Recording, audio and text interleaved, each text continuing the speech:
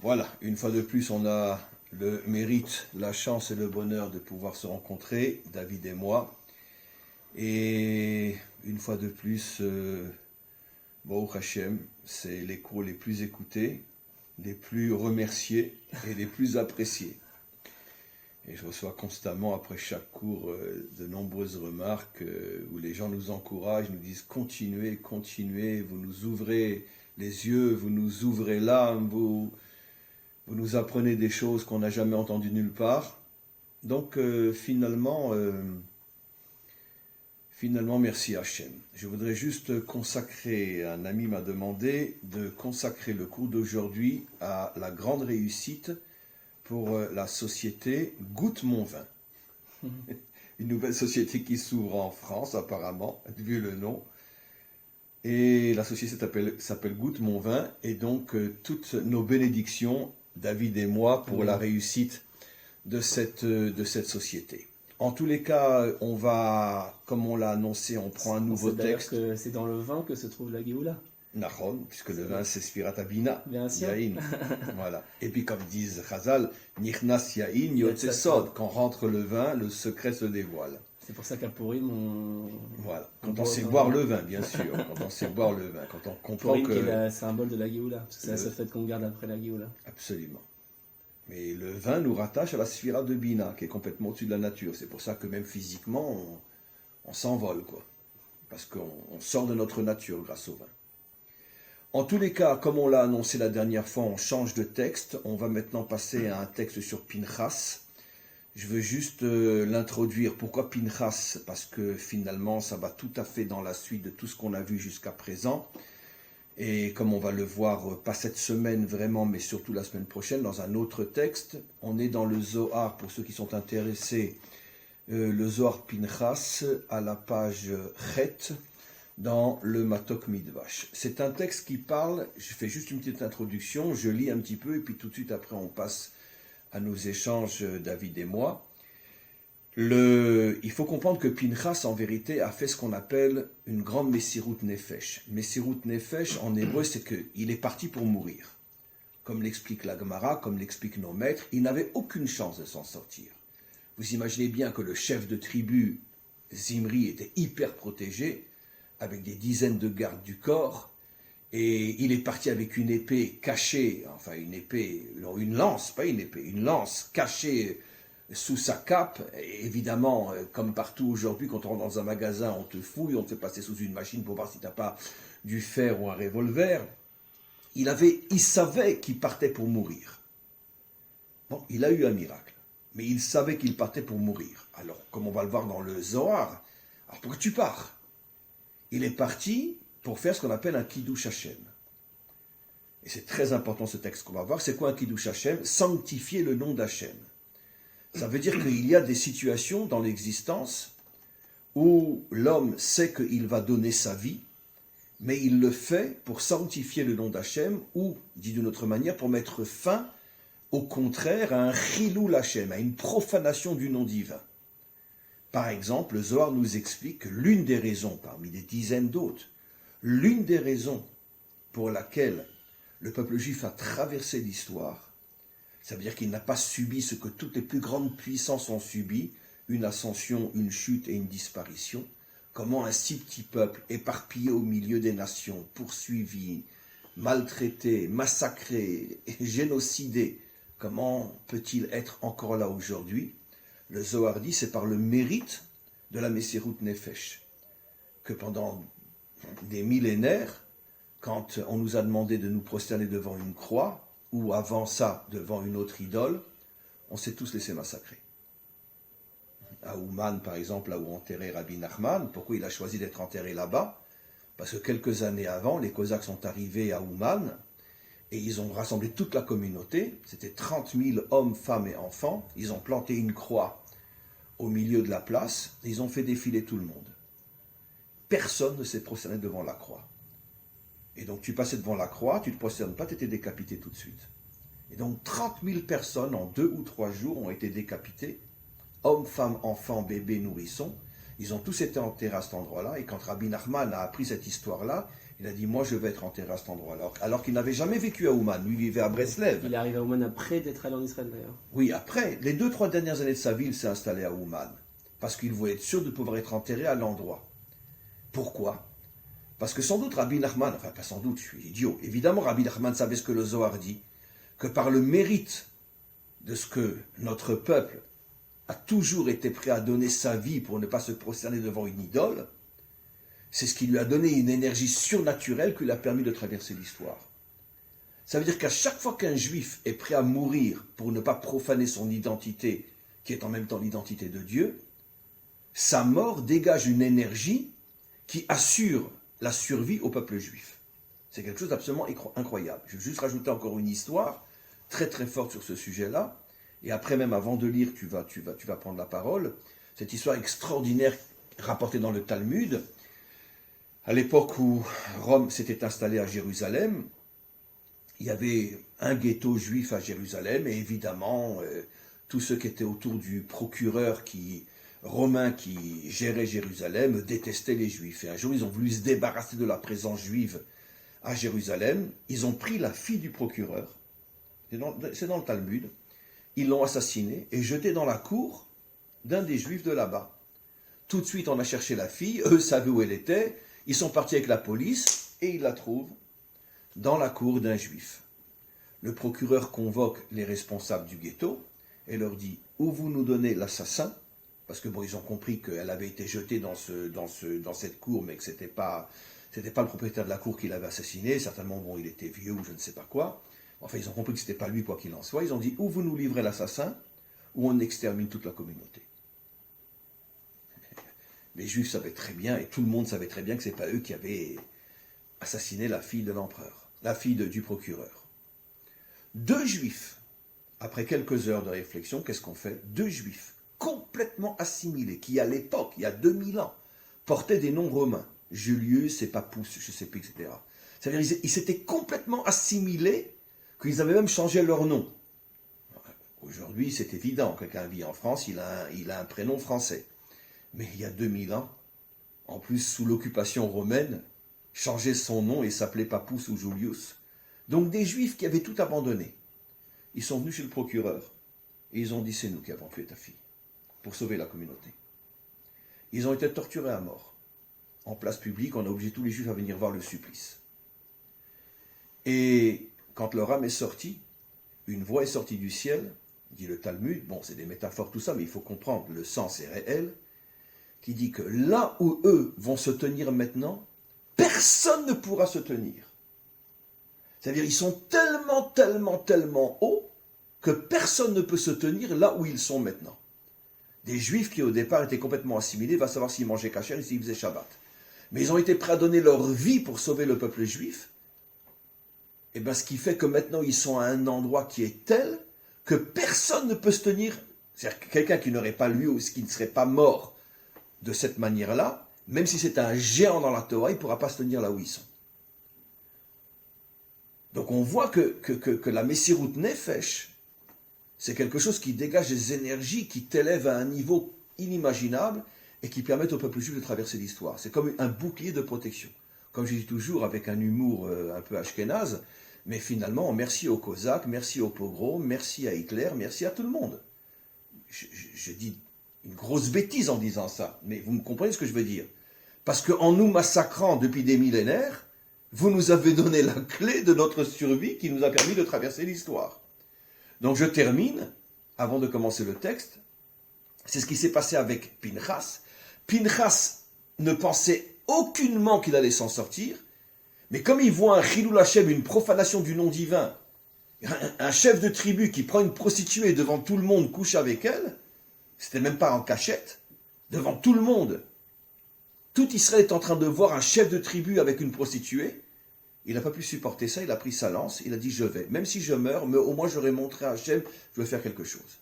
Finalement, il est arrivé à les tuer et il a eu des miracles qui ont fait qu'il a pu s'en sortir et ça on verra la fois prochaine. D'ailleurs, sur ce que vous avez dit, que là où le juif qui est en Messirut Nefesh pour son peuple, là où il se tient, personne ne peut se tenir, c'est un midrash explicite. Puisque qu'est-ce que dit le midrash Rabbah sur Pinchas? Il dit Badin hu sheitol scharo. il reçoit son salaire par le din. Alors il y a le commentateur sur place qui s'appelle Or HaMidrash qui pose la question, ça veut dire quoi qu'il reçoit son salaire par le din? Le din, c'est la rigueur. La rigueur.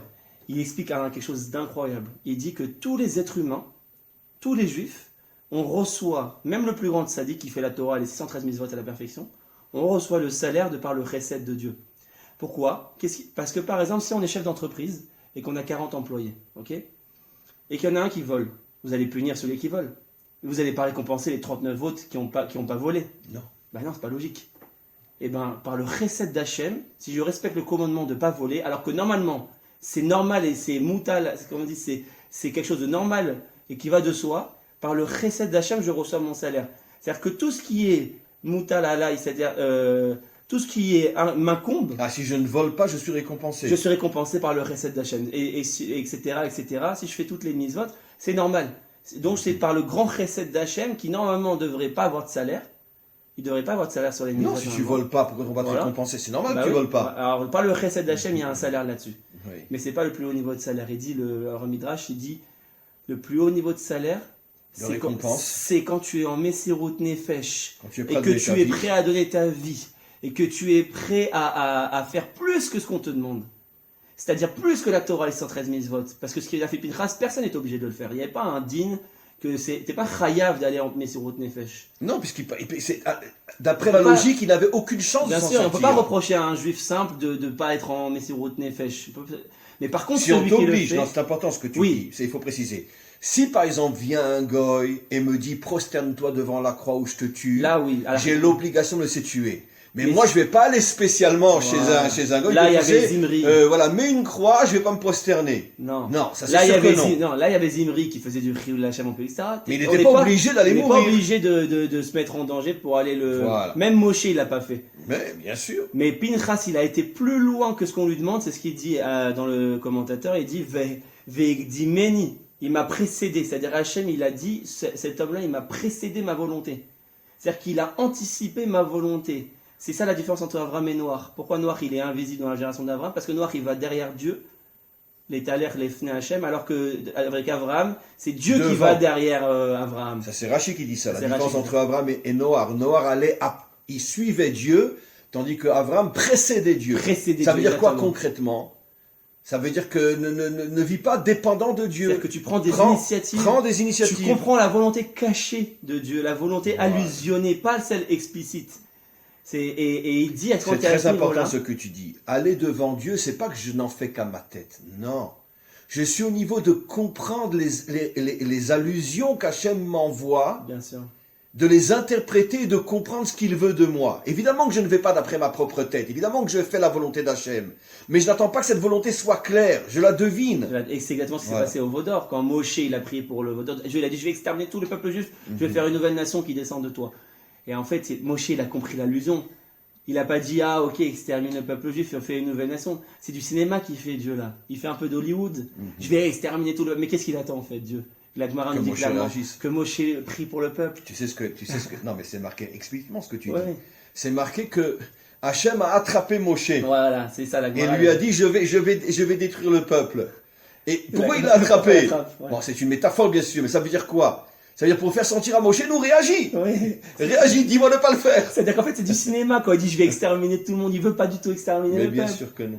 Il faut comprendre l'allusion et celui qui est capable donc de précéder Dieu, c'est-à-dire de comprendre l'allusion cachée, dit le commentateur, il peut se tenir devant la midatadine de Dieu. C'est ça, Badin ou Ishitosrao. C'est ce que vous avez dit. Là où on peut se tenir, personne ne se tient, c'est devant la midatadine. Parce qu'on sait que de base, personne ne doit demander à tenir devant le din de Dieu. Tu sais que ce que tu dis, comment c'est fort, tu sais que la Gemara dit qu'il n'y a qu'un seul homme sur terre qui a pu se tenir devant Midatadin. Je parle après la Torah, je parle dans toute la période de Torah chez Béalpé, de la tradition orale, c'est Rabbi Akiva. Ah ouais. Rabbi Akiva, toute sa vie a prié, c'est dans le Talmud, voilà, toute sa vie il a prié pour que Hachem ne lui fasse aucun chesed, aucune bonté. Je veux que tu me juges d'après le principe de la rigueur. Et normalement on n'a pas le droit de demander, parce qu'on sait qu'on ne tient pas dans... Et lui, comment qu'il a terminé grâce à ça? Dépecé. À l'âge de 120 ans, avec des tenailles brûlantes, ils lui ont arraché toute la peau. Quand son âme est montée là-haut, les anges ont fait une manifestation là-haut, Et ils ont dit à Hachem, Zu Torah vezu schara. Ça, c'est la récompense que tu donnes à un homme qui toute sa vie t'a servi, comme personne ne t'a servi. Et il leur a dit, Hachem, Shatku, taisez-vous, car Allah bemarshava. Lui a été capable de monter dans ma pensée. Et les commentaires expliquent, c'est quoi la pensée d'Hachem, Midat Adin. Ba'atrala, Allah bemarshafto, livro et haolam, bemidat adin. Bereshit bara Elokim. Ça veut dire que lui est le seul Qui a atteint le niveau de qui la a pensée. atteint le niveau d'être jugé selon le principe de la rigueur sans aucune bonté.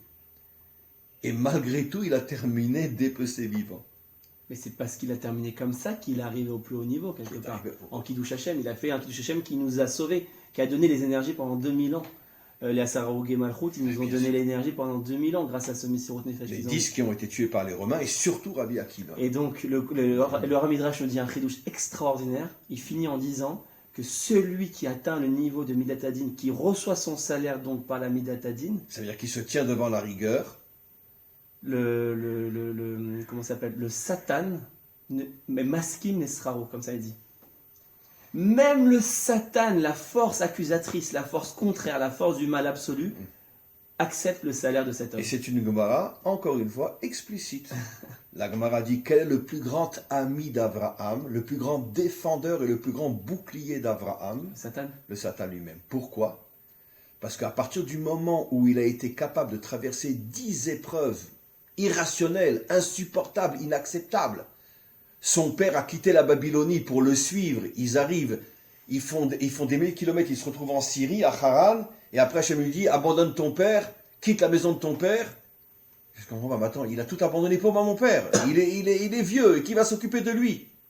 Après, à titre d'exemple, tue ton fils, et il y a eu d'autres épreuves. C'est exactement ce que tu dis. Quand le Satan a vu que Abraham était capable de tenir les pires rigueurs, il est devenu son meilleur ami. Ça veut dire qu'à chaque fois qu'il y a un petit truc sur Abraham, dit la Gemara, vient le Satan, il dit, hey, taisez-vous, hein. Parlez pas contre Abraham, le Satan lui-même.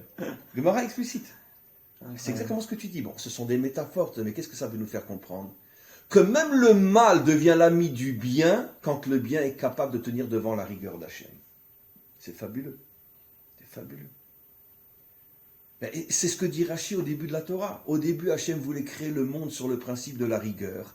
Il a vu que le monde ne tiendrait pas, donc il a ajouté la qualité de la bonté. Mais ça veut dire que c'est un rajout parce qu'il n'avait pas le choix. Mais dans sa pensée réelle, Allah Bemarshava, dans sa pensée réelle, Hachem voulait créer un monde de rigueur. Pourquoi? Tiens, explique-moi, pourquoi Hachem voulait créer un monde de rigueur? Pourquoi? D'une manière simple, pourquoi? Bon, c'est très simple, de manière simple, très simple. Il a créé le monde par la Midat Adin, ça veut dire quoi, la rigueur? C'est le fait que la rigueur permet, en fait, en se voilant, Dieu, disons qu'il avait son chesed, c'est-à-dire sa lumière infinie. Et il a fait ce qu'on appelle le tzimtzum, la contraction de sa lumière. Donc il s'est retiré quelque part, il s'est voilé. C'est pour ça que le monde s'appelle Olam, Milachon Aelem, qui veut dire voile. Parce que Dieu s'est voilé. Répète, ça c'est important parce que les gens ne vont pas comprendre. En hébreu, le monde se dit Olam. Olam vient du mot Elem, qui veut dire voilé. Ça veut dire le monde, c'est le voilement de Dieu. Et donc ça, c'est la rigueur absolue. Pourquoi? Parce que le chesed, par définition, c'est quoi? C'est la présence. Donc.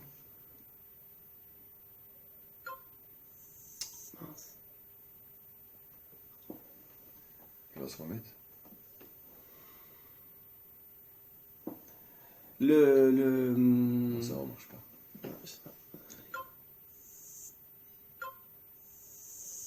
Ça va se pencher là maintenant. Voilà.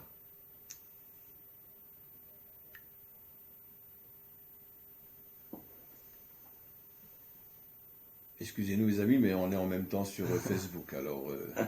On a eu un petit bug. Voilà, on reprend. Donc, on disait que Dieu s'est contracté, parce que quelque part, le chesed, la définition du chesed, c'est être présent, c'est donner. C'est pas s'absenter, c'est pas se retirer. Et au contraire, bien sûr. Être chesed, c'est être présent quand j'ai mon enfant, je veux faire de la bonté parce que je l'aime, je vais tout faire pour lui, je vais agir pour lui. Il a un problème à l'école, je vais aller régler le problème pour lui. Ça s'appelle le chesed. Mais la gvoura, c'est quoi? C'est l'absence. C'est-à-dire, débrouille-toi.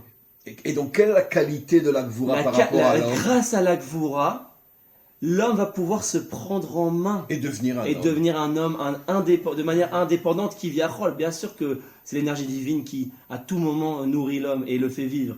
Mais d'une manière voilée, c'est-à-dire on a l'impression que Dieu n'est pas là. On peut d'ailleurs croire qu'on est athée, qu'il n'y a pas de Dieu, parce que tellement il est voilé que tous les événements, on croit qu'il n'y a pas de Dieu, que le monde a été créé par le Big Bang.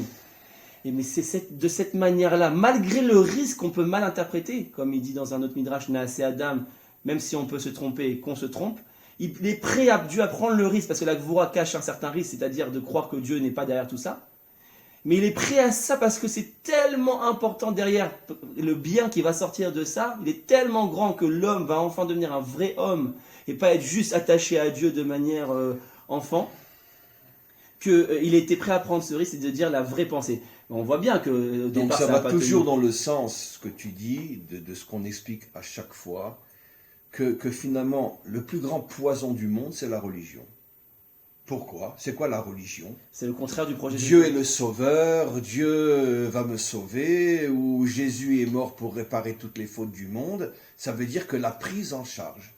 Mais c'est ce qu'il dit Rachid juste après. Il dit malheureusement, le monde ne peut pas tenir que sur la Midat Adin. Il a dû être Meshatef, il a dû associer la Midat Rachamim de miséricorde qui est représentée par le nom divin Yud Kevavke. Mais c'est une Mais association, c'est c'est pas un association. remplacement. Non, Ce qui veut dire que les religions qui, elles, nous présentent Dieu comme étant le sauveur, celui qui nous prend en charge, celui qui nous guérit, celui qui ci, celui qui ça, etc. Ça, c'est le plus grand mensonge jamais inventé par les hommes. Parce que la vraie Torah nous dit tout le contraire. L'intention réelle d'Hachem, c'est de faire de nous des hommes. Pour faire de nous des hommes, il est obligé de se cacher de manière à Mais ce que l'on se prenne en main. le problème fondamental, il est où? C'est qui a présenté le modèle religion Yud Kevavke? Qui c'est qui l'a présenté? C'est-à-dire Moshe Rabbeinu. Dieu dit à Moshe, je me dévoile à toi avec le Yud Kevavke. Alors comment oui, tout- mais il lui a dit comment tout le monde a- Zeshemi le olam. Et Chazal disent, c'est marqué sans le vav. Les Elem, c'est mon nom, mais cache-le.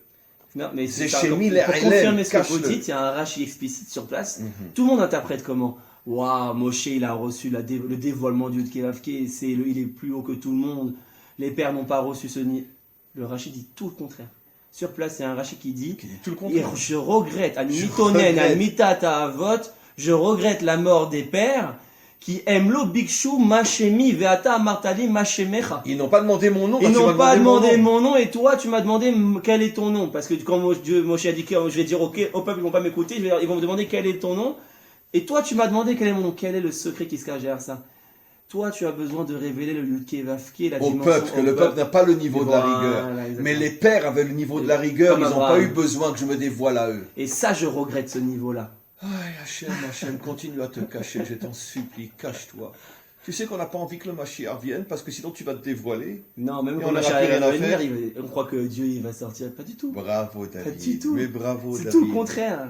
Bravo Si David. Dieu ça descend du ciel, c'est tout le contraire du projet, c'est pas possible. Que le Beth Amikdash il descend du ciel, cet avis-là il peut pas être valable. C'est tout le contraire du Inyan même de Eretz Israël. Puisque Ça veut dire c'est- qu'en vérité, au moment de la délivrance, on n'aura pas plus de dévoilement de Dieu qu'on en a aujourd'hui. Non, pas du tout. Au contraire, on Au en aura contraire. peut-être encore moins, puisqu'on Encore va moins. encore être plus indépendant. Parce qu'Hachem attend de nous qu'on se prenne en main. Il se dévoile plus dans le désert qu'en Eretz Israël. On a vu la manne qui descend du ciel, la mer qui s'ouvre. Davka en Eretz Israël, il se cache encore plus que dans le désert, puisque on sait d'ailleurs que. Tu comprends, David, pourquoi quand les grands quittaient ce monde, ils pleuraient? Bah bien sûr. J'ai pas envie d'aller au paradis, je veux pas, j'ai pas envie de te voir, parce que si je te vois, qu'est-ce que je vais être? Rien du tout. Rien, je suis plus D'ailleurs, il y a rien une devant halakha toi. explicite qu'on comprend même pas. Pourquoi quand je vais au cimetière, je dois cacher mes titites? La folle. Je rentre au cimetière, je dois cacher mes titites. Pourquoi? On se pose pas la question. Alors, Parce que les morts sont jaloux de voir que je suis capable de porter des titites. Pour que pas moi les- je fais des mitzvot et eux, ils peuvent plus pour faire des pas mitzvot. insuffler une jalousie au Aux niveau morts. de leur âme. Parce qu'ils nous regardent et ils sont jaloux que moi j'ai ce titre, je suis obligé de cacher mon titre. Parce qu'ils sont pas bien là-haut. Non, c'est un fantasme qu'il y a un paradis, qu'on est bien là-haut. D'ailleurs, on me dit, bah, Uchata Hashem Echaya Metim. On attend que la résurrection, on On veut a- pas rester là-haut. Regarde le paradoxe, on attend tout le contraire. Je comprends pas, si on est bien là-haut, pourquoi alors les âmes, on a besoin de la résurrection des morts? Mais David, tu crois qu'un jour le monde va comprendre ce qu'on enseigne? Même nous les juifs, 90% des juifs s'imaginent que ça y est, le paradis et la lumière. 99,9 aujourd'hui, c'est parce qu'on a été christianisé malheureusement. Parce qu'on a été christianisé, le judéo-christianisme. Mais c'est quand on lit notre Amida, Baruch Ata Hashem Mechaye Ametim, ça veut dire quoi? Faire revivre les morts. Faire revivre les morts. On Donc ne veut pas être mort, on veut pas que les notre âme morts, c'est soit pas là-haut. un idéal alors. Non. L'éternité est ici. Oui. On veut vivre avec un corps. Voilà. On veut pas une âme séparée du corps. On veut pas être là-haut devant ta lumière et toute la Donc, journée en fait, le te chidouche, c'est contempler, quoi? te dire t'es le plus beau, t'es le plus grand. On en a rien à foutre. On veut être des hommes. Le chidouche, c'est quoi? Bah, c'est qu'on est de base, on n'a pas besoin de Moshe Rabbeinu et de Yudke Vavke. Le tzaddik, le modèle, c'est de base, on n'en a pas besoin. C'est que parce qu'on n'est pas au niveau Qu'il y a aussi qu'on a besoin des- du tzaddik et du Yudke Mais Vavke. la preuve la plus grande, David, toutes les révoltes dans le désert ont toujours eu lieu après un miracle. Toujours. Hachem vient d'ouvrir la mer, 3 jours après, il se révolte.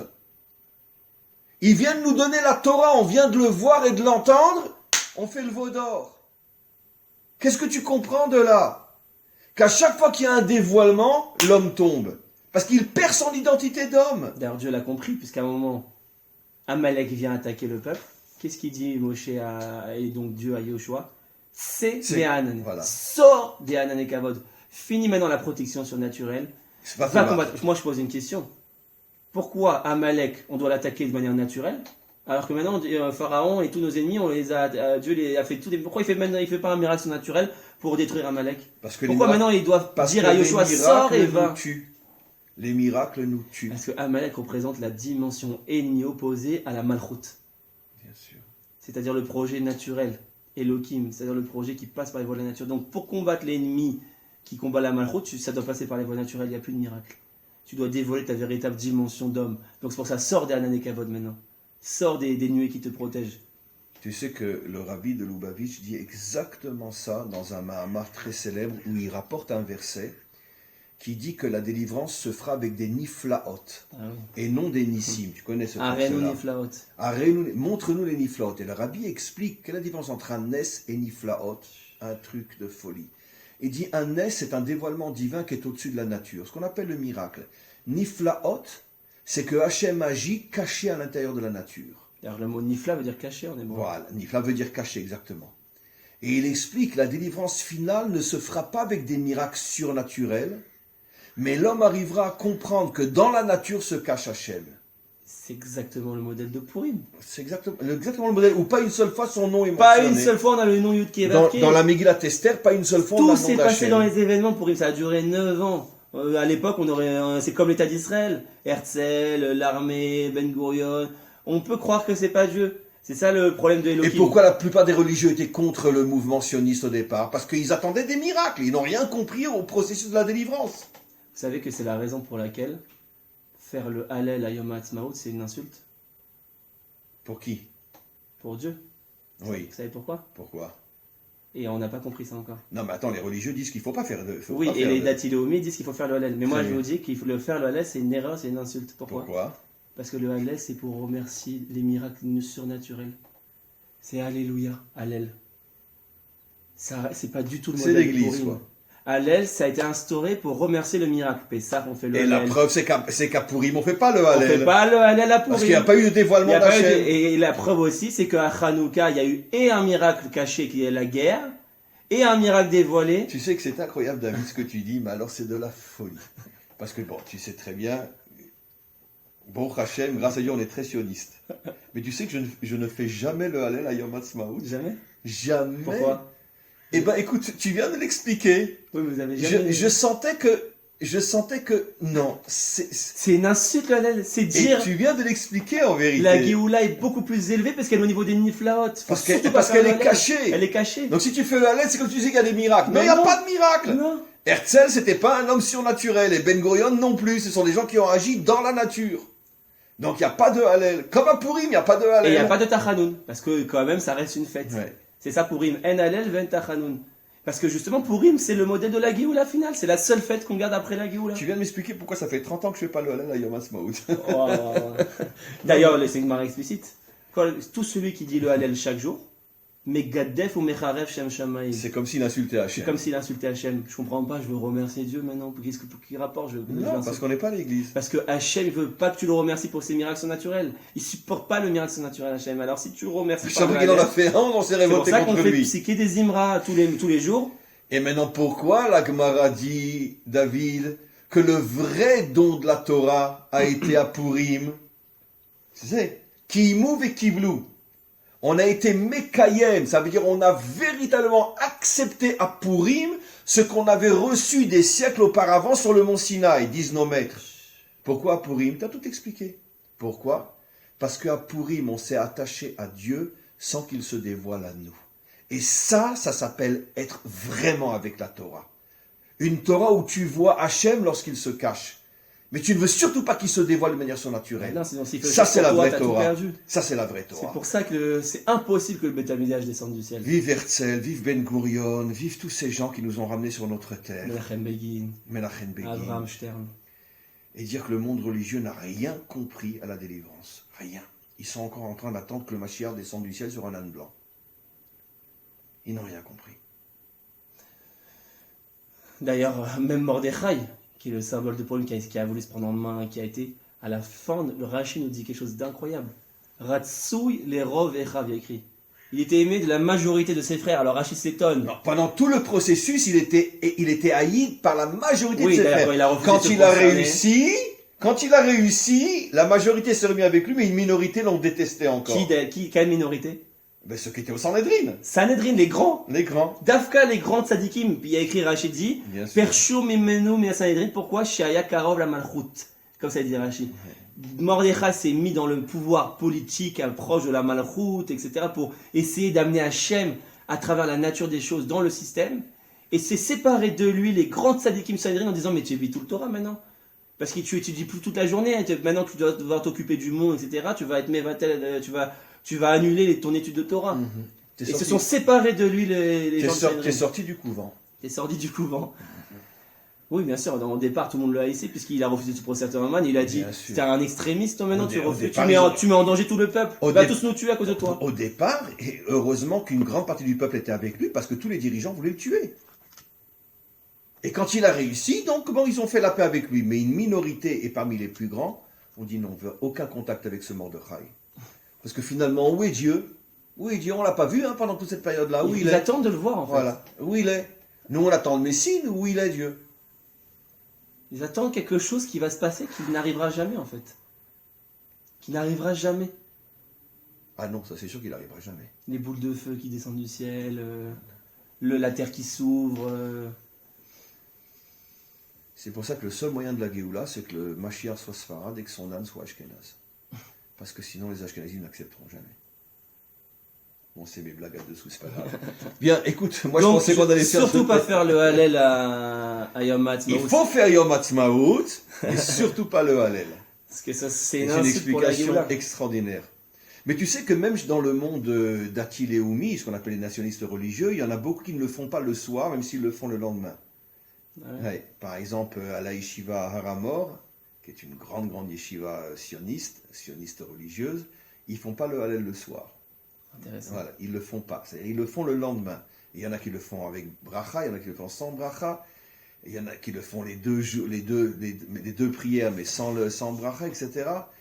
Mais en vérité, tu as dit la chose qui est la plus juste. Il ne faut pas faire le Hallel à Yom Ha'atzmaut, parce que le Hallel, c'est uniquement pour des miracles visibles. Voilà. Or, tout le processus de la délivrance, c'est des miracles cachés. Des miracles cachés. Comme Purim. Comme Purim. Purim est le modèle de la délivrance finale. D'ailleurs, tu sais qui Exactement. c'est qui le dit ça? Rabbi Nachman de Breslev. Il le dit il y a 300 ans dans le Likutei Moharam que Purim est le modèle de la délivrance finale. Donc exactement tout ce qu'on vient de dire. Ça veut dire qu'on va être délivré, mais on ne verra rien de clair, de visible. Waouh, regardez le bon Dieu, il est là. Non. D'ailleurs, dans la Torah Sod, pour aller plus loin, le Ari Kadosh, d'ailleurs le Chassid aussi, on dit que le Nes, il provient de la Sfirat HaChochma, qui est la Sfirat de la sagesse, qui est la plus élevée, à part Ouais. le dernier niveau qui est le Keter. Keter. Le Keter, c'est la Sphira qui est au-dessus de la Chorma, qui est inatteignable, c'est le 5e niveau, c'est le 5e visage, qu'on appelle il y a 5 visages, et ça fait allusion d'ailleurs aux 5 parties d'âme. Et le Mashiach, on sait qu'il va révéler la Yechida, qui est le 5e niveau d'âme le plus élevé, qui est le niveau du Keter. Or, comment il va le dévoiler? Il nous dit c'est le Nifla. Le Nifla, c'est le niveau du Keter. D'ailleurs, on le sait, Pélé. Et c'est pour ça que le Keter n'est jamais compté dans les 10 sphérotes, parce que le Keter est complètement caché. Oui. Et Pélé, c'est Et le Keter va se dévoiler grâce à qui? Keter Malchut. Grâce à la Malchut. Pélé, c'est les mêmes lettres que Aleph. Oui. 1, c'est la allusion à la sphère du Keter. Oui. David, je pensais qu'on ferait tout le texte aujourd'hui, on ne pourra pas car il est très tard. On va juste le commencer et donc finalement on le termine. On n'a même pas commencé encore. On n'a même pas commencé, on va juste lire une ou deux phrases, une phrase. On le continue mardi prochain et le mardi d'après, peut-être qu'avant Tisha B'Av, on fera le deuxième texte. On verra. De toute façon, écoutez, on est entre les mains cachées d'Hachem. Baruch Hashem. Voilà, Baruch Hashem. Surtout reste caché, laisse-nous être des hommes. Alors, Tachazé, viens et vois. Mande mekane leshma kadisha. Celui qui mekane dans le sens, celui qui est prêt à se mettre en danger. Celui qui finalement se met en danger pour l'honneur du nom divin, d'Ekucha Berichou d'Hachem, d'Afilu lo yiske legdoula, même si au départ c'était un homme quelconque, même si au départ c'était un homme qui, s'il n'avait pas fait ça, serait resté un homme tout à fait standard, quelconque, etc. Velo itrazele, même si c'est quelqu'un qui ne méritait pas d'être quelqu'un de grand, c'est-à-dire quelqu'un qui a une nature très simple, comment on va voir, c'était Pinchas. Le Zohar veut dire que Pinchas, au départ, c'était un homme, mais vraiment très très simple. Il est devenu Kohen Gadol. Donc, même si c'est quelqu'un qui, au départ, n'était pas destiné à être grand, plus encore, dit le Zohar, loïtrazélé, c'est-à-dire quelqu'un qui, dans sa nature, même s'il le voulait, il n'aurait pas pu devenir un grand, parce qu'il a une nature très limitée. D'ailleurs, on sait qu'on ne peut pas devenir Cohen, c'est une nature Cohen. Bien sûr. Comment Dieu il a pu le transformer en Cohen, puisqu'il n'était pas Cohen de base, on ne peut pas devenir Cohen normalement. Bien sûr. Donc on voit qu'il y a eu une transformation. Transformation de l'être. Revar levenatile, il gagne tout et il prend tout. Regardez ce que dit maintenant le Zohar. Pinchas, deloitrazele be'auzimna. Pinchas, qui n'était absolument pas capable d'être un grand, Pinchas loya raoui leota agdula shel hakeuna, ce que tu viens de dire. Il n'était pas du tout destiné, il n'était pas raoui. Raoui, c'est-à-dire il n'était pas méritant pour devenir un Kohen. Vegam lo nitna lo mifne sheze shum srara liot memune aleze davar b'midbar. En plus, poste. Il ne méritait même pas le moindre poste. La moindre responsabilité, c'était un homme d'une simplicité, mais alors totale. Ou begin de kana lishma demore, et puisqu'il a risqué sa vie pour sanctifier le nom de son maître, Revar Lekula, il a tout gagné. Comment tu comprends ça? Il nous reste à peu près 10 minutes. J'aimerais vraiment qu'on parle sur cette Nekuda. Comment un homme, la Torah a le courage de nous dire que Pinchas au départ était, d'ailleurs on ne parle jamais de lui, un homme absent. Et même après quand il a été nommé, les gars, etc. Il n'a pas été nommé, c'est Yeshua qui a été nommé. Il disparaît un peu aussi. Il redisparaît après. Pinchas, un homme dans le tempérament, c'est Monsieur Standard. Monsieur Standard.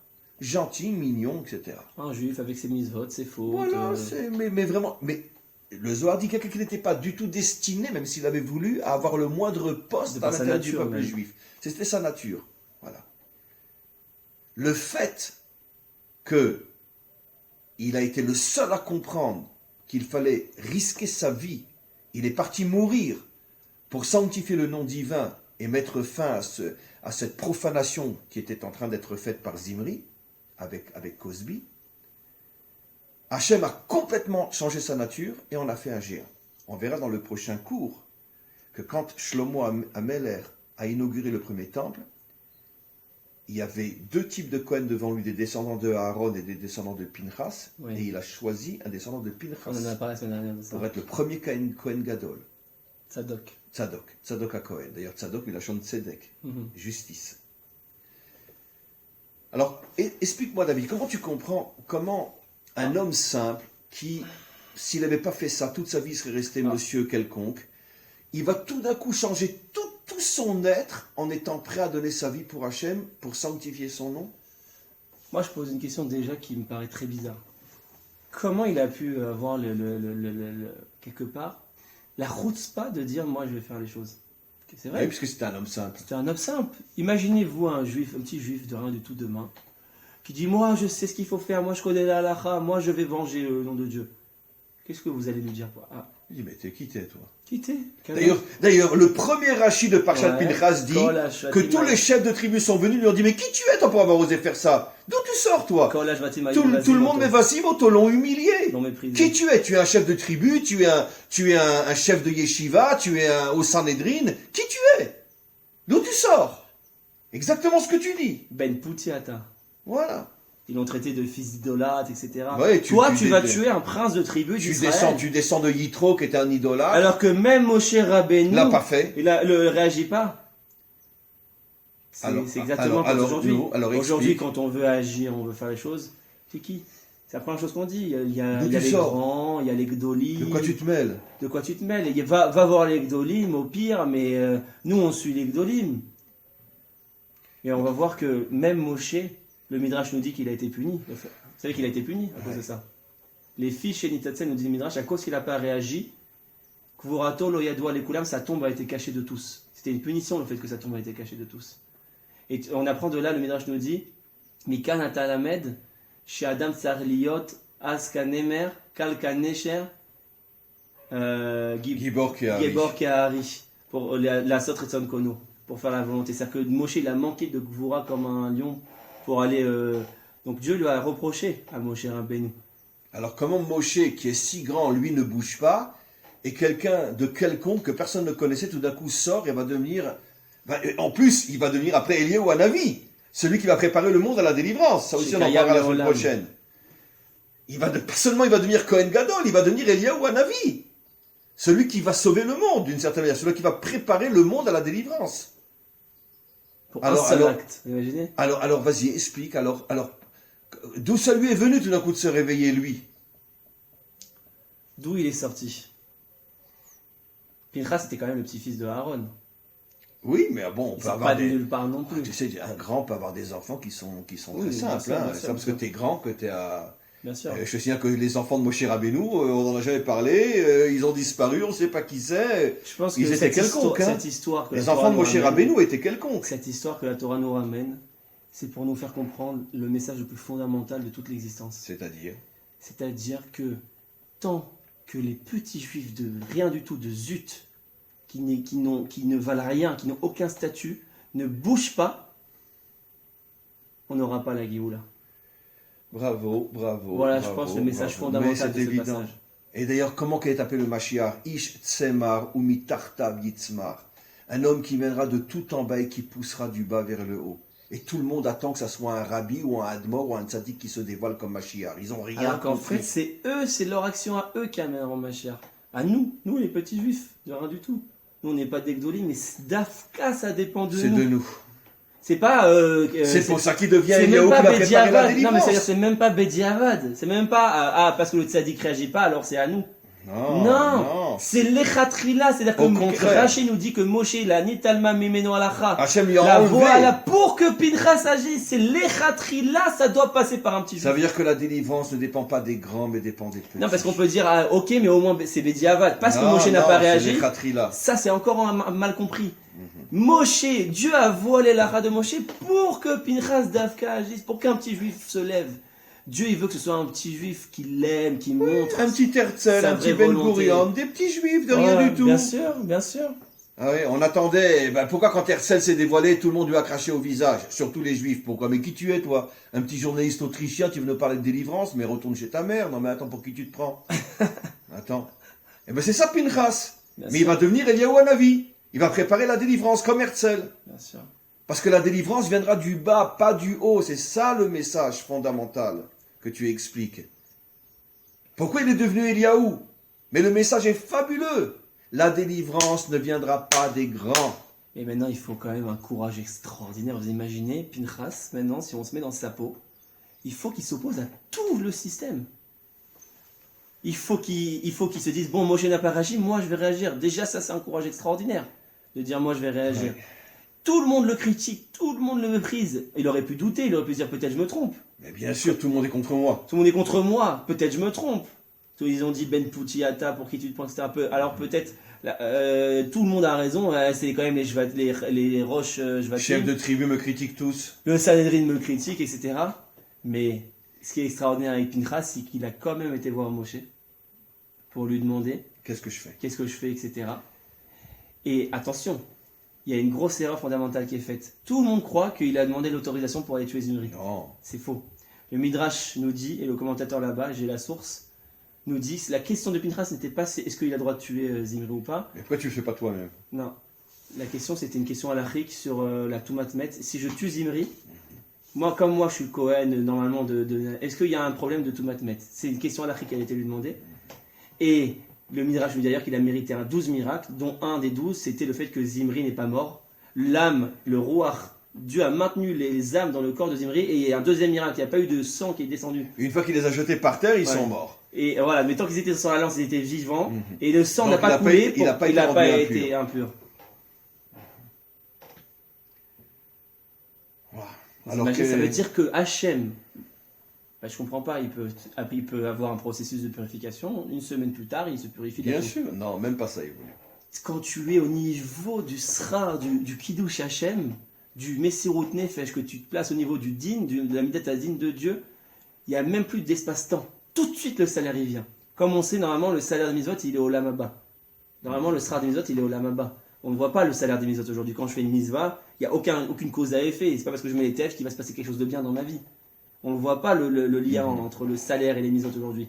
À cause des clipotes qui voilent, qui séparent le monde d'en haut, les énergies d'en haut et le monde d'en bas.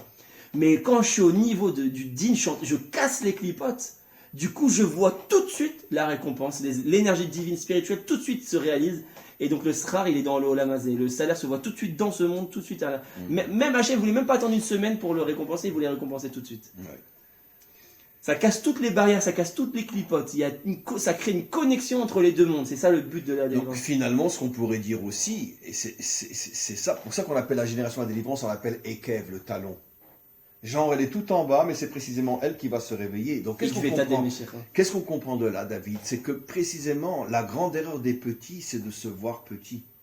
En vérité, chaque homme devrait comprendre que même si il a l'impression qu'il est petit, se cache en lui des forces tellement immenses que s'il les dévoile, il peut être l'instrument de la délivrance finale. Ce que même les grands ne peuvent pas faire. Mais c'est pas leur faute. Le responsable, c'est Yudke Vavke, qui prend toute la place. Quand on est sous l'aile du Yudke, c'est comme un enfant, quand il est de son père. En vérité, son père qui materne son enfant, ou sa mère qui materne son enfant, qu'est-ce qu'elle fait? Elle le détruit. Elle est en train de le détruire. Alors qu'elle le fait par amour, mais elle est en train de le détruire. Donc c'est la mère qui est responsable, c'est pas l'enfant. Une mère qui aime vraiment son enfant, il faut qu'elle ait la gvoura, qu'elle se retire, au risque que son fils tombe, au risque que son fils ait des échecs. Mais c'est ça qui va le faire grandir. On se voit petit parce qu'on a toujours eu des très grands tzadikim qui sur eux repose la Torah, qui eux sont le modèle. Srutam tagen alenu, leur srut va nous toute la journée, on se repose sur leur srut toute la journée. C'est toute une mentalité à changer, c'est très compliqué. C'est une mentalité chrétienne, que finalement le petit ne croit qu'au grand. Mais les petits ne sont pas les vrais responsables, en fait. Et bien sûr qu'ils sont quelque part responsables. Parce qu'ils nous envoient leur venin de nous faire croire que tout ne dépend que d'eux. Et ils nous empêchent de voir que tout eux, ils le font par amour, les tzadikim, ils nous aiment. Ils le font par amour. Les vrais tzadikim, mais il y en a un ou deux par génération. Les vrais tzadikim, même Moshe, il le fait par amour, mais sans s'en rendre compte, cet amour, il détruit. Parce que c'est pas le chesed qui construit, c'est le gvoura. Rien ne détruit plus que l'amour. Ça, c'est à l'extrême. L'amour à l'extrême, l'amour qui n'est pas mesuré. Alors on le voit, c'est toutes les catastrophes de notre société, c'est quoi? C'est l'humanisme à l'extrême, c'est la moralisation à l'extrême, toutes les bonnes choses de base, parce que c'est bien d'être antiraciste, c'est bien d'être humaniste, c'est bien le social, c'est des bonnes idéologies, mais poussé à l'extrême, ça détruit les sociétés, ça détruit les identités, ça détruit les nations. Ça détruit les peuples. Pourquoi? Parce que ça crée un mélange dont on est tous égaux, il n'y a plus de différence entre les gens, ils veulent tout effacer, ils veulent tout mélanger. Tout ça par un recette complètement absolu, et au final ça détruit le monde. On voit bien qu'aujourd'hui la France, l'Europe tombe à cause du fait qu'on veut placer la morale là où elle ne doit pas être. Les pauvres immigrés, etc. On sait très bien qu'ils vont profiter de ces droits. On sait très bien qu'ils vont profiter de ces droits pour mieux nous détruire. On le sait, mais on continue à leur donner des droits. Il faut, oui, aider, mais il ne faut pas que ça devienne une religion. Ça veut dire où tu t'annules sans aucune réflexion, sans aucune mesure, comme dans tout. On a souvent expliqué qu'en hébreu, le mot qualité-défaut n'existe pas. Bonne mesure, mauvaise mesure. Ça veut dire que même la bonne mesure, si elle est mal mesurée, devient Il n'y a pas de défaut. défaut aux qualités. Il n'y a pas de défaut. Chaque force, elle a sa mesure, Chaque elle est force bonne. a sa mesure. Trop de bonté, ça détruit le monde. Comme pas assez de bonté, le juste milieu. Trop de gvoura détruit le monde. C'est Mais une juste bonne milieu. jalousie, même la jalousie peut être bonne. Comme on Ici, le voit avec il a été Pinchas, jaloux pour il a Dieu. été jaloux pour Dieu. Même une gahava peut être bonne, parce qu'on dit, la Gemara dit, il faut avoir la gahava yodite, la fierté d'être juif. Il faut avoir un orgueil d'être juif. Chaque mida, tu peux la mettre au service de Dieu. Mais avec la bonne C'est mesure. David Améler, il avait la mida de Shfirut Damim, il avait une mida d'être meurtrier. C'est pour ça que le prophète Shmuel ne voulait pas le nommer, parce qu'il était comme Esav. Ouais. Mais Dieu lui a dit, mais il va mettre cette mida dans la bonne mesure. Pour se battre contre les ennemis Pour se battre d'Israël. contre les ennemis d'Israël, c'est exactement ce que j'ai besoin.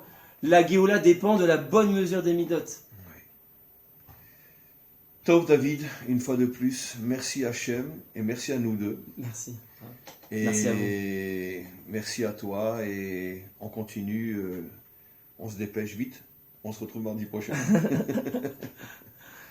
Et donc mardi prochain, on termine ce texte, on commencera peut-être l'autre, si Dieu veut. J'aimerais bien vous montrer la vue qu'on a